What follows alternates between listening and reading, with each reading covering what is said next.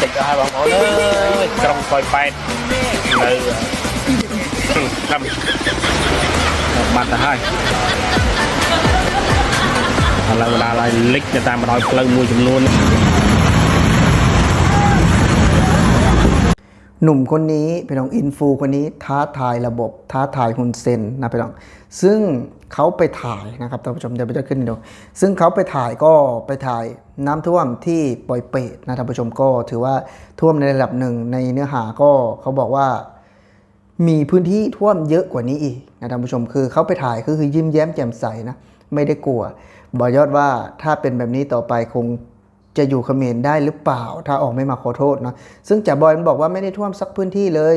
แล้วก็เบบี้แครอทหรือว่าพระไอที่พูดเก่งๆนะก็บอกว่าไม่ได้ท่วมแต่ที่จริงแล้วคือหนุ่มคนนี้เขาไปเปิดโปงเลยบุกพิสูจน์แล้วว่าเนี่ยเขมรเนี่ยน้ำท่วมจริงนะครับนะน้ำท่วมจริงแต่แบบนี้นะพูดความจริงแบบนี้จะอยู่เขมรได้หรือเปล่าเนาะคุณใจกล้าแบบนี้พูดความจริงแบบนี้เขมรเขาไม่ชอบนะครับพี่น้องบอยพูดได้เลยว่าเขมรเนี่ยเขาไม่ชอบคนพูดความจริงนะครับโดนแน่ครับซึ่งน้ำท่วมเนี่ยไอ้บอยเนาะแล้วก็พระคนที่เป็นตอบโต้เนาะคนไทยก็คือเขาบอกว่าน้ำไม่ได้ท่วมนะครับเนาะเขมรเนี่ยก็คืออยู่เย็นสบายน้ำไม่ได้ท่วมสักนิดเลยนะครับแต่พื้นที่ตรงนั้นเนี่ยบางพื้นที่แทบจะมิดหลังคาเดี๋ยวเราจะขึ้นให้ดูครับบางพื้นที่แทบจะมิดหลังคาด้วยซ้ำครับวันนี้คุณบอกว่าน้ำไม่ท่วมแต่หนุ่มอินฟูคนนี้นะครับเขาบุกพิสูจน์เลยว่าเขมรมีน้ำท่วมแต่ไม่มีคนช่วยเหลือนะครับพี่น้องคนเขมรไม่ช่วยคนเขมรนะครับต่างจากประเทศไทยที่พอมีน้ำท่วมหรือว่าหนักเท่านี้เนี่ยก็คือ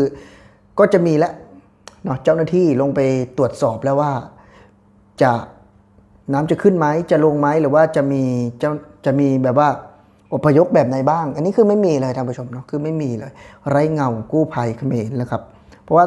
เมื่อก่อนก็คืออาศัยประเทศไทยนะครับพี่น้องที่จะเป็นผู้ช่วยนะครับพี่จะเป็นแบบว่ามอบเงินให้นะครับพี่น้องบางปีก็ถือว่าได้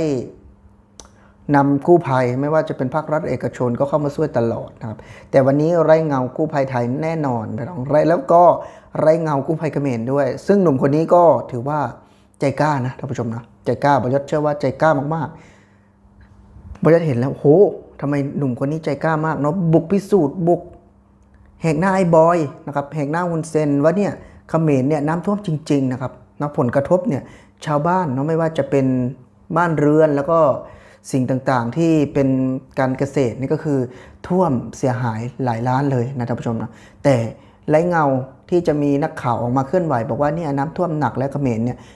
คือไม่มีเลยท่านผู้ชมนะไม่มีเลยมีแต่ขอความเห็นใจนะถ้ามีข่าวก็คือขอความเห็นใจจากคนไทยให้คนไทยเข้าไปช่วยเหลือหน่อยนะครับก็มีแต่แบบนั้นไม่มีการที่จะออกมาทำด้วยตนเองไม่มีนะเป็นมีแต่ขอคนอื่นเขมรเนี่ยประยศพูดได้เลยว่าเหมือนขอทานทั้งรัฐบาลแล้วก็ขอทานคนจนเนี่ยมีเยอะมากนะมีทั้งขอทานออนไลน์นะครับคือทุกระบบนะพี่น้องก็ต้องมีลักษณะนี้นะพี่น้องลักษณะขอฟรีๆนั่นก็คือขอทานนั่นแหละถ้าเขาเรียกนะท่านผู้ชมนะเพราะฉะนั้นสิ่งที่ได้เห็นในวันนี้นะล้วนแต่เป็นการบ่งบอกถึงศักยภาพของเขมรนะพี่น้องมันไม่ได้มีศักยภาพที่ดีๆเหมือนผู้นำพูดเลยนะพี่น้องนะก็มีแต่ความคิดนะมีแต่ลักษณะที่ไม่ค่อยจริงใจนะพี่น้องแล้วก็ไม่ค่อยโอเคซึ่งบอยอดเองก็เป็นส่วนหนึ่งนะท่านผู้ชมที่ได้เห็นจากพฤติกรรมของคนเขมรก็ถือว่าอยากได้แต่ของประเทศไทยเหมือนประเทศไทยให้หลายๆอย่างนะครับแทบทุกอย่างเลยไม่ว่าจะเป็นการศึกษาการร่ำเรียนการช่วยเหลือต่างๆนะพี่น้องแรงงานด้วยนะแต่สิ่งที่เขมรออกมานะพี่น้องมาพูดก็ไม่ได้มีจิตสำนึกที่ดีไม่ได้มีจิตสำนึกที่บอกว่านี่ครับเขมรเนี่ยเขาควรรู้จักบุญคุณนะไม่มีเลยนะบยศที่บยศดูข่าวคือไม่มีเลยมีแต่คนที่ออกมาทำตัวแบบนี้นะครับออกมาทำพฤติกรรมแบบนี้วันนี้ก็ถือว่าข่าวดีนะที่มีคนกล้าแต่มันจะเป็นข่าวร้ายสำหรับตัวน้องเองตัวสำหรับอินฟูเองบยศเชื่อว่า ถึงคุณจะใจกล้าเท่าไหร่นะแต่สุดท้ายก็คือต้องยอมรับอำนาจมืดของฮุนเซนนะครับพี่น้องอำนาจมืดที่ไม่มีใครกล้าต่อกรไม่มีใครกล้าใกล้กับอำนาจมืดเส้นนี้นะครับพี่น้องแต่หนุ่มคนนี้ก็คือใจกล้ามากท่านผู้ชมที่ออกมาเขาเรียกว่าออกมาท้าทายไปออกมาท้าทายกับระบบนะซึ่งระบบนี้อยู่มา40 ปีไม่มีใครที่จะทำลายได้นะครับไม่มีใครที่จะมาต่อกรได้ใครต่อต้านหรือว่าใครพูดความจริงนะก็โดนจับโดนรวบนะครับไม่ได้มีสิ่งที่จะพูดความจริงได้ซึ่งแตกต่างจากประเทศไทยถ้าไม่ดีรัฐบาลไม่ดีก็ด่าได้นะครับพี่น้องซึ่งบ้านบ่อยศเองก็ไม่สามารถที่จะด่าได้แต่ก็ไม่ใช่นายกรัฐมนตรีคนเดียวนะพี่น้องก็มีหลายคนนะครับ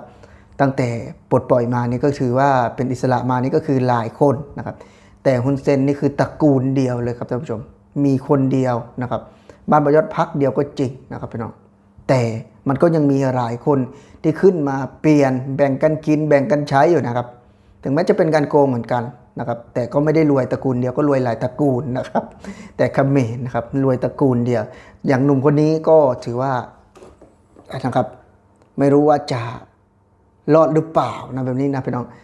น่าจะล่วงแน่ๆครับท่านผู้ชมแล้วทุกคนคิดเห็นอย่างไรคอมเมนต์ก็มาดูครับพี่น้องเดี๋ยวบ่อยศจะแปะคลิปท้ายๆให้ทุกคนดูครับพี่น้องสวัสดีครับ